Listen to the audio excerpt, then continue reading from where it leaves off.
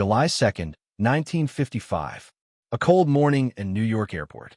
Pan American Airways Flight 914, a sturdy Douglas DC-4, was prepared for departure.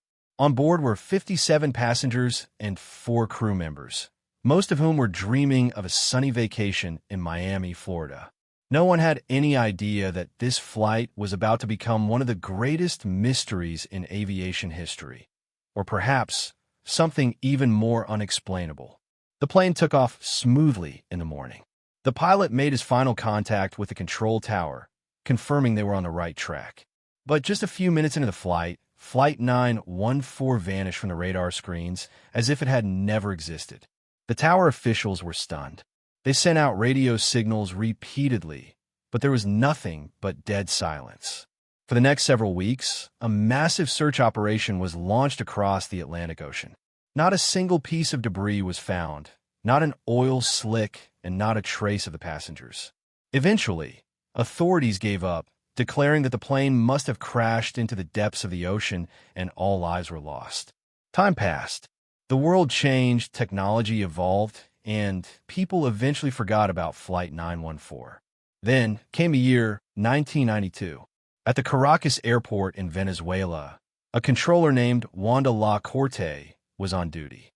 Suddenly, he spotted something strange on his radar. An aircraft appeared and disappeared erratically. When he looked out the window, he couldn't believe his eyes. An old propeller plane, a model that belonged in history books from the 1950s, was approaching the runway. When the pilot finally made contact with the tower, the fear and confusion in his voice were palpable. The pilot asked, "Where are we?" Juan replied, "You are in Venezuela, but who are you?" The pilot responded, "We are Pan American Airways Flight 914. We were scheduled to land in Miami." When Juan told him that the date was actually May 21st, 1992, screams could be heard from inside the cabin. The pilot, panicked and shouting, cried out, "No, this can't be. Stay away from us."